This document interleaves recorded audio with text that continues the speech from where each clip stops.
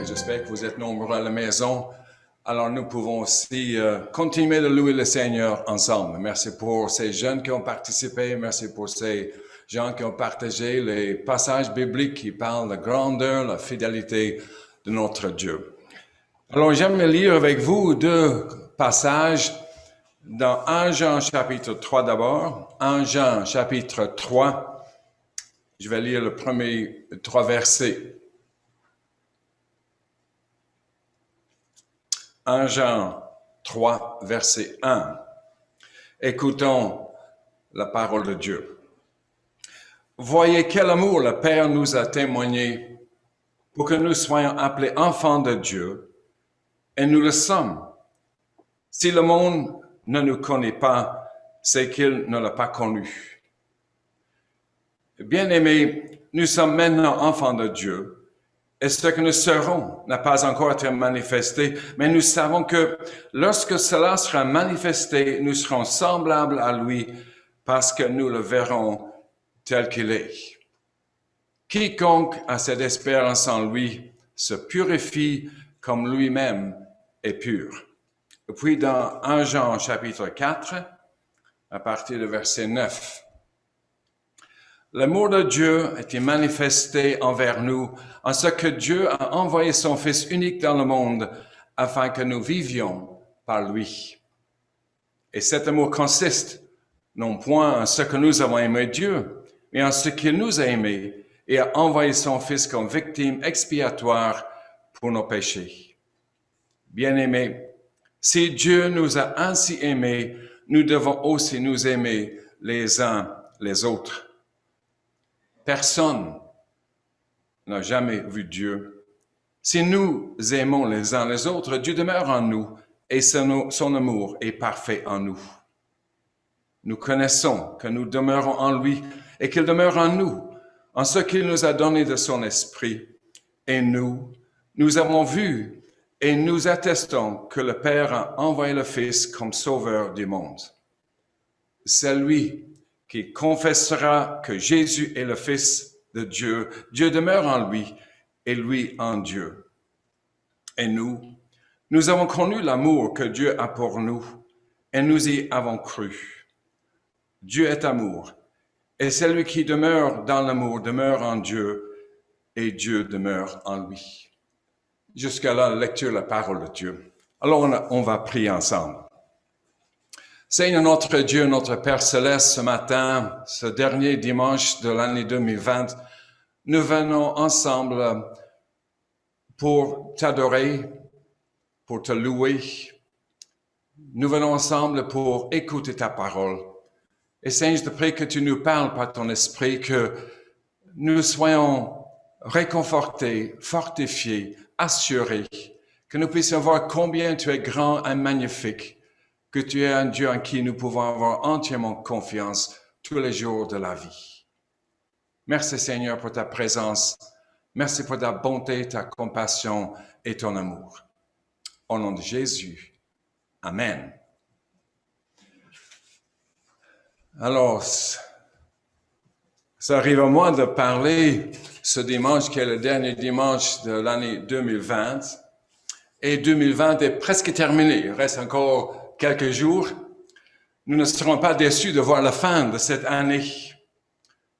Une année de COVID, de confinement, de quarantaine, de restrictions de mouvement, sans compter la maladie, les décès, et pour beaucoup une année d'incertitude et de difficultés financières.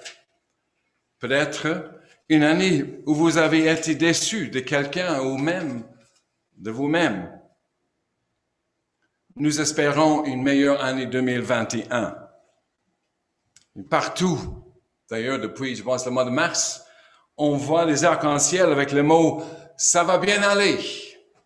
C'est une belle pensée, c'est beau, c'est positif. Mais c'est quoi qui nous assure que ça va bien aller? Est-ce que c'est le vaccin qui arrive? Peut-être.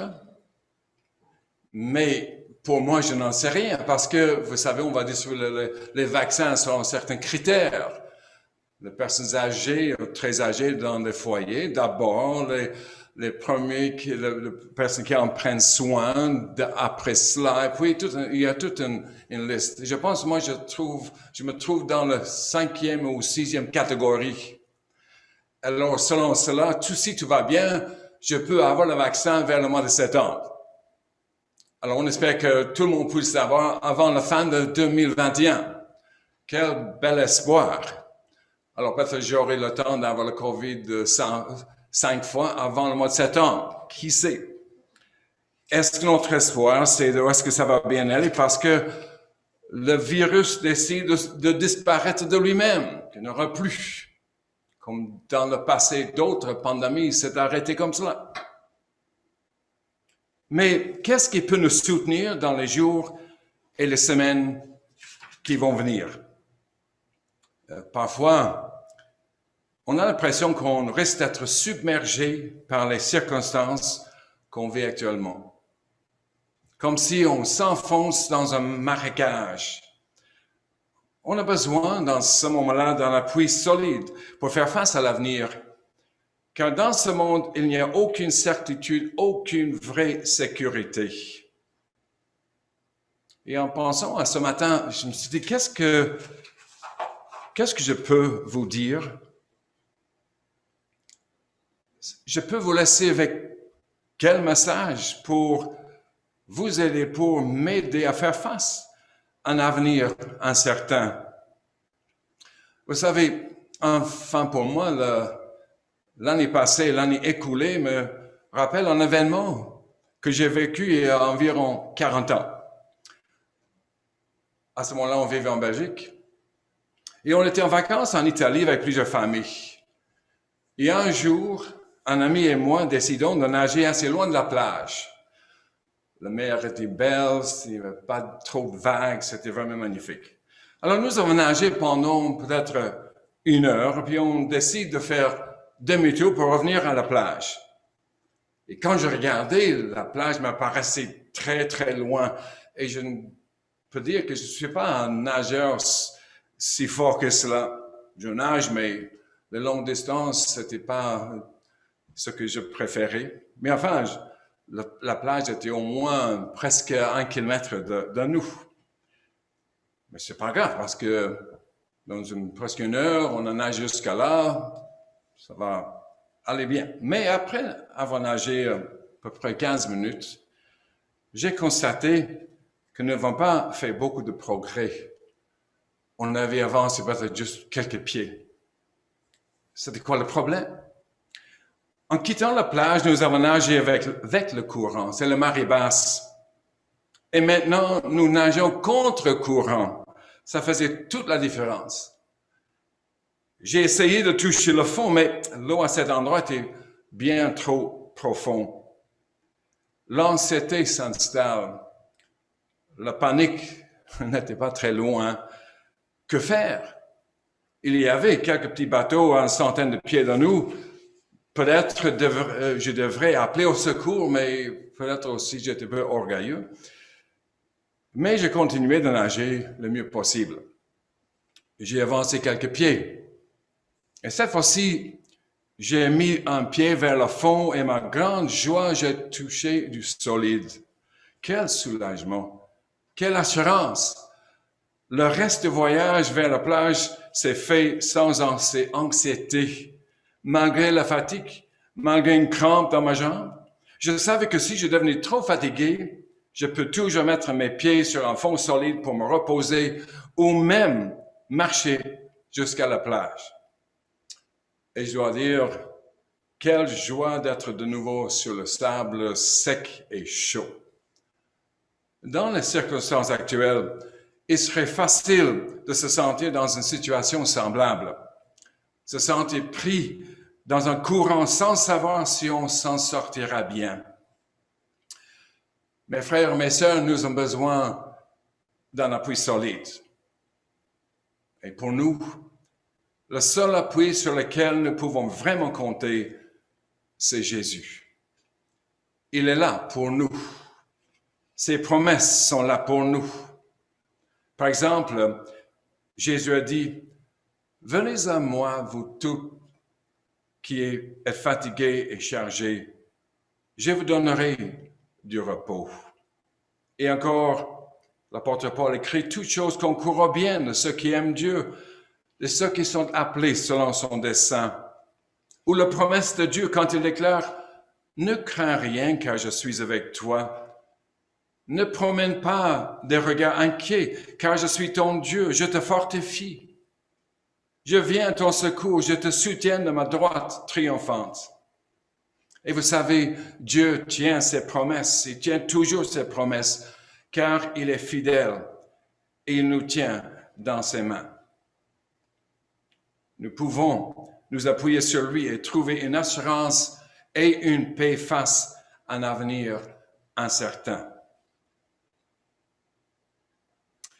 J'ai lu ce passage ce matin et je crois dans ces passages, il y a un message pour nous ce matin, un message d'espoir sur lequel nous pouvons vraiment nous appuyer. Bien sûr, quand on les lit comme cela, la tentation, c'est de voir, par exemple, dans le verset 3 dans Jean 3, « Quiconque a cette espérance en lui se purifie comme lui-même est pur. » Je pense que la tentation pour le prédicateur ici, ça serait de vous parler de le besoin ou l'importance de la sanctification. Ou encore, dans le chapitre 4, si vous lisez tout le chapitre, vous allez voir que on met beaucoup l'accent sur le fait de nous aimer les uns les autres. C'est une exhortation de s'aimer les uns les autres. Mais ce matin, je veux mettre l'accent surtout sur l'amour de Dieu pour nous. Car c'est aussi notre motivation pour la sanctification, mais aussi pour aimer les uns les autres. En nous appuyant sur Jésus, en lui faisant confiance, nous sommes entre bonnes mains. Pourquoi? Car Dieu nous aime, car Dieu t'aime. Et en méditant ces passages, j'ai pensé à 3 mots qui peuvent nous aider à retenir la réalité et la profondeur de son amour pour nous. En tout cas, je ne sais pas pour vous, mais ça m'a aidé de voir plus clair peut-être. Le premier mot, c'est la mesure de l'amour de Dieu pour nous. Et puis, deuxièmement, la constance ou la durabilité de l'amour de Dieu pour nous. Et puis, le troisième mot, c'est la certitude de l'amour de Dieu pour nous. La mesure de son amour pour nous. Où est-ce que je vois cela? Dans le verset 2 de chapitre 3, nous lisons ceci. Plutôt verset 1. Voyez quel amour le Père nous a témoigné pour que nous soyons appelés enfants de Dieu. Et nous le sommes. N'avez-vous jamais posé la question, en lisant ce verset, pourquoi Dieu va-t-il aussi loin dans son amour? Il a envoyé Jésus pour nous sauver de nos péchés. Ça, on le sait, on le prêche, on est au courant. Et je pense que si nous arrêtons là, dans son amour, il nous sauve de nos péchés, ça c'est déjà merveilleux. Ça aurait suffi de savoir sauver. Jésus dit qu'il prépare une place pour nous dans les ciels. Et quand cette place est préparée, il va venir nous chercher pour qu'on soit avec lui. Quel privilège énorme. Juste de savoir qu'on sera là, au ciel, avec lui. Mais ce verset, ce passage nous dit que Dieu va encore plus loin dans son amour, même que cela. Il nous adopte dans sa famille. Il fait de nous ses enfants, ses fils et ses filles. Qu'est-ce que ça peut faire pour nous? Quels sont peut-être les bienfaits de cela?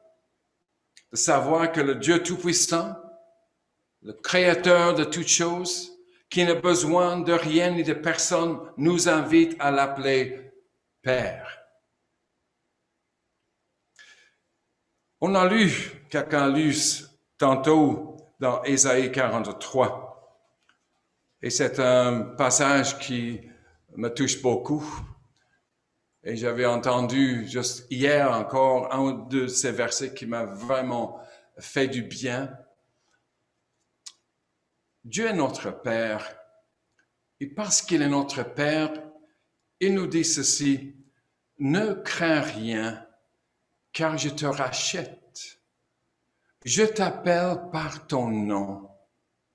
Tu es à moi. » Et puis le passage qu'on a lu tout à l'heure, moi c'est Claude qui nous dit, « Si tu traverses les eaux, je serai avec toi, et le fleuve, ils ne te submergeront point, etc. » Ce passage continue en disant, « Tu as du prix à mes yeux. Tu es honoré et je t'aime. » Avoir Dieu comme Père veut dire cela. Ne crains rien, car je te rachète. Je t'appelle par ton nom, tu es à moi. Le psaume 103 dit que Dieu nous traite comme un père traite ses enfants, mais comme un père parfait traite ses enfants imparfaits. Nous sommes traités avec compassion et compréhension. Et puis, dans ce même passage ici, verset 2, « Bien-aimés, nous sommes maintenant enfants de Dieu. Et ce que nous serons n'a pas encore été manifesté, mais nous savons que lorsque cela sera manifesté, nous serons semblables à lui parce que nous le verrons tel qu'il est. » Voilà le privilège d'être un enfant de Dieu, d'être dans la famille de Dieu. On ne sait pas encore ce que Dieu nous réserve, c'est peut-être trop glorieux. On n'a pas vraiment, on a une idée peut-être, mais on n'est pas certain de tous les détails. Et ça, c'est pas important. Mais nous savons que lorsque cela manifesté dans ce jour-là, quand le Seigneur va revenir ou quand on va aller vers lui, nous serons semblables à lui parce que nous le verrons tel qu'il est. Là, les traits de famille seront mis en évidence parfaitement. Et ça, c'est notre privilège parce que Dieu nous adopte dans sa famille, parce que nous sommes ses enfants. C'est ça ce que ça veut dire d'être dans sa famille, d'être un enfant de Dieu, d'avoir Dieu comme Père. C'est pas juste le fait que Dieu nous comprend, pas juste le fait que Dieu prend soin de nous, que Dieu est avec nous. Tout ça, c'est vrai, mais aussi nous sommes semblables à lui parce que nous le verrons tel qu'il est. Et c'est seulement ses enfants qui peuvent le voir. Parce que Dieu a dit lui-même, personne ne peut voir la face de Dieu et vivre. Et la façon que nous allons, ou la raison pour laquelle on peut lire ici que nous allons le voir, c'est parce qu'on sera semblable à lui. Parce que nous serons complètement parfaits, purifiés par l'œuvre de Dieu dans nos vies, par son Esprit Saint. Alors je peux répéter ce que nous voyons au premier verset. Voyez quel amour le Père nous a témoigné pour que nous soyons appelés enfants de Dieu. Tout au long de cette année devant nous, n'oublions jamais que nous sommes ses enfants. Tous ceux qui sont venus à lui, tous ceux qui ont mis la confiance en Jésus, peuvent appeler Dieu Père. Et même Dieu nous invite à l'appeler Papa. C'est familier. Le deuxième mot, c'est la constance de son amour, ou la durabilité de son amour, ou la continuité de son amour. La première chose à remarquer, c'est le fait que son amour est constant. Nous pouvons compter sur son amour jour après jour. On peut être tenté de croire que Dieu ne nous aime plus quand nous considérons nos circonstances. Quand tout va bien, il est facile de croire que Dieu nous aime. Mais quand la vie est difficile, quand il y a des choses, ou quand il y a des pertes d'amis, pertes de parents, même la perte de santé ou de l'autonomie, ou même perte de travail, quand nos rêves sont fracassés, quand on a le sentiment de ne jamais être à l'auteur, l'ennemi vient souffler dans notre oreille. Où est ton Dieu maintenant? Crois-tu qu'il t'aime toujours?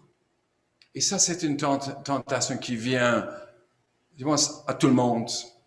Ça vient facilement quand les choses ne vont pas bien. Et on a vécu une année assez difficile. On a vécu pas un temps de Noël difficile, différent des autres. Et la tentation peut dire, où es-tu, Dieu, dans tout cela? Et pour nous assurer que son amour continue, regarde avec moi dans le verset 16 du chapitre 4.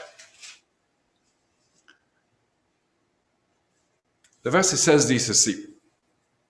Et nous avons connu l'amour que Dieu a pour nous et nous y avons cru. Dieu est amour. Et celui qui demeure dans l'amour demeure en Dieu et Dieu demeure en lui. Il y a cette idée de demeurer. C'est pas juste un moment fixe. Mais ce que j'aimerais mettre l'accent sur la première phrase, c'est « Et nous avons connu l'amour que Dieu a pour nous. » Vous voyez la différence? Nous pouvons dire que Dieu nous a aimés. Et on va voir ça dans un moment. Oui, Dieu nous a aimés. Mais ce verset dit que nous avons connu l'amour que Dieu a pour nous. Et nous y avons cru. C'est l'amour que Dieu a. C'est un temps présent. Il t'aime maintenant, aujourd'hui, ce 27e jour de décembre 2020. Il t'aimera demain. Et il t'aimera tous les jours de ton séjour sur cette terre. Si vous ouvrez votre Bible chaque jour et vous lisez ce verset, vous pouvez voir que Dieu t'aime là.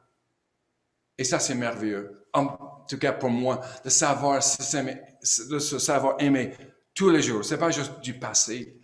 Mais même quand c'est difficile, quand il semble que les flots viennent, ou quand, comme il dit dans Ésaïe 43, quand le feu est là, quand nous sommes risqués d'être brûlés ou submergés, ou quand c'est trop difficile, quand on est déçu des autres, quand on est déçu de soi-même, de regarder vers notre Père et de savoir qu'il nous aime là et que son amour continue.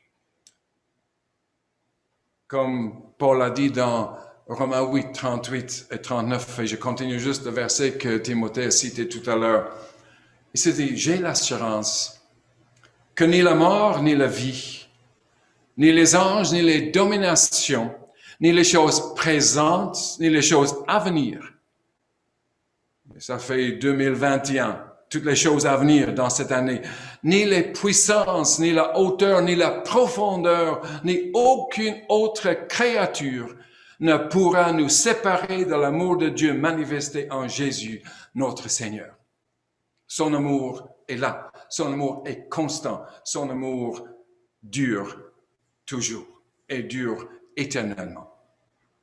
Et puis le troisième mot, c'est la certitude de l'amour de Dieu pour nous. Tout ce que je viens de dire jusqu'à présent, c'est beau. C'est bon. Mais comment savoir avec certitude que cet amour dont nous parlons ici est sûr et certain? Comment savoir que c'est une réalité pour nous dans nos vies de tous les jours? Sur quoi est-ce que nous devons nous baser pour être rassurés de son amour futur? Est-ce que assez juste pour lire ce verset 16, de connaître l'amour que Dieu a pour nous?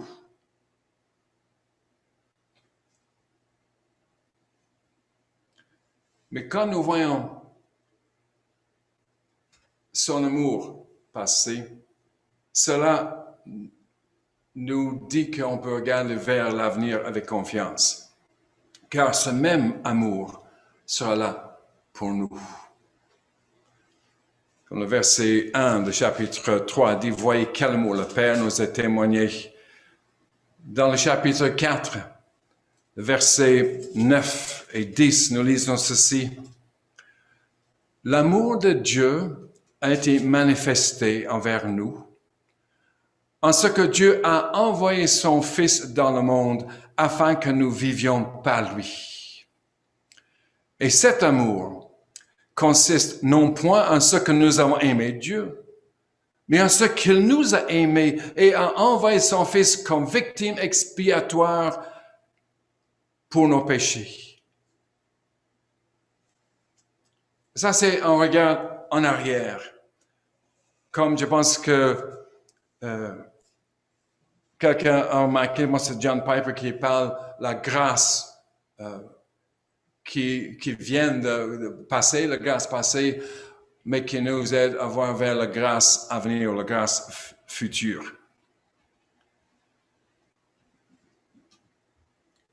Et encore, l'apôtre Paul écrit dans Romains 5, verset 8, « Dieu prouve son amour envers nous, en ce que lorsque nous étions encore des pécheurs, Christ est mort pour nous. » On regarde vers le passé, on regarde vers la croix, on regarde vers ce que Dieu a fait pour nous en Jésus. Il est cette victime expiatoire pour nos péchés. Lui qui n'a jamais connu le péché, il est devenu péché pour nous, afin que la colère de Dieu tombe sur lui et pas sur nous. Comme Isaïe dit encore, c'est de ces meurtres que nous sommes guéris. Nous étions tous, tout le monde s'est égaré comme des brebis. Mais l'Éternel fait retomber sur lui la punition qui nous est due.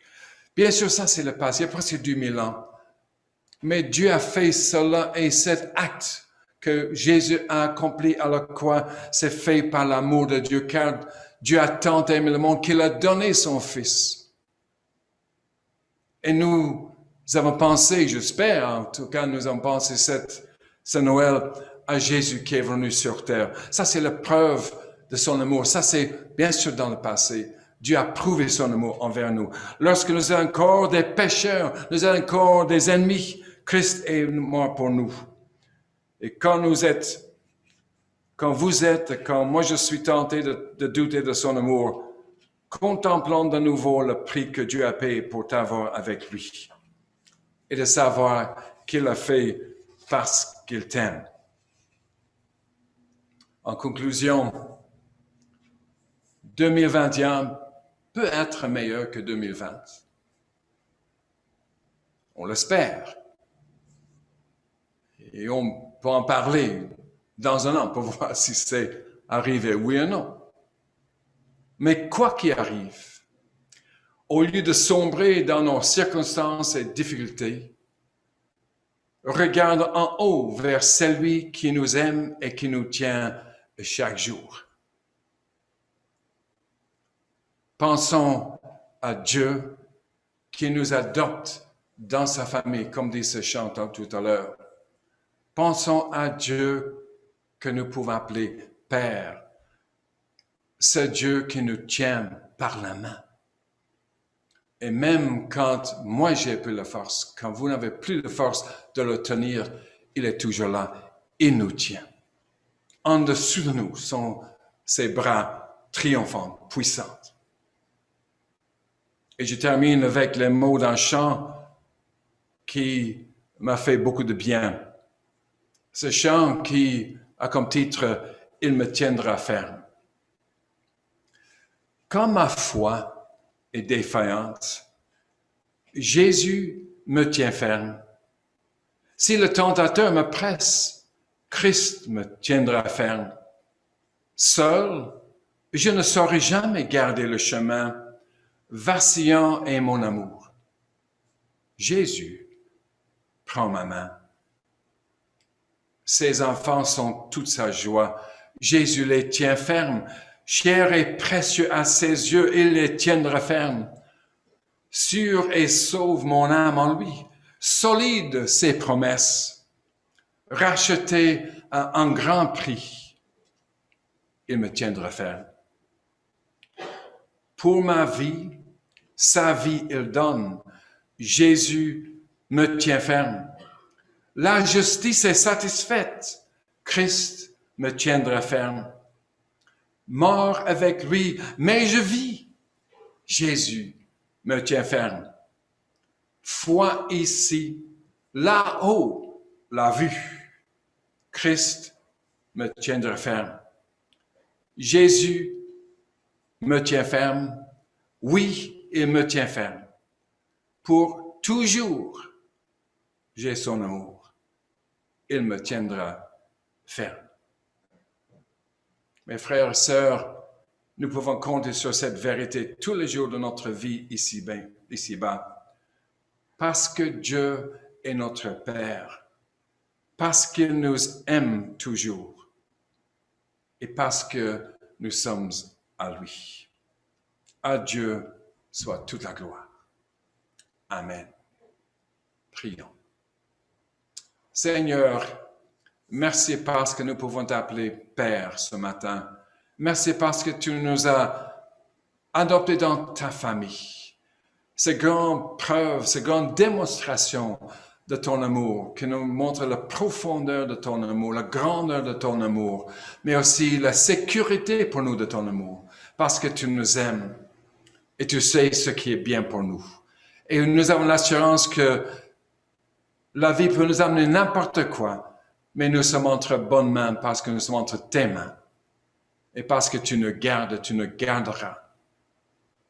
Seigneur, que cette assurance puisse nous remplir, que nous puissions faire face à l'avenir, sachant que tu es un Dieu fidèle, un Dieu qui tient ses promesses. Et même en regardant en arrière, voir ce que tu as fait pour nous en Jésus, sur la croix, que tu nous as payé le prix, tu nous pardonnes nos péchés, tu nous justifies et tu vas nous rendre parfaits pour ce jour où on va te rencontrer face à face. Sois loué, sois adoré, notre Dieu, notre bon Père céleste. Amen.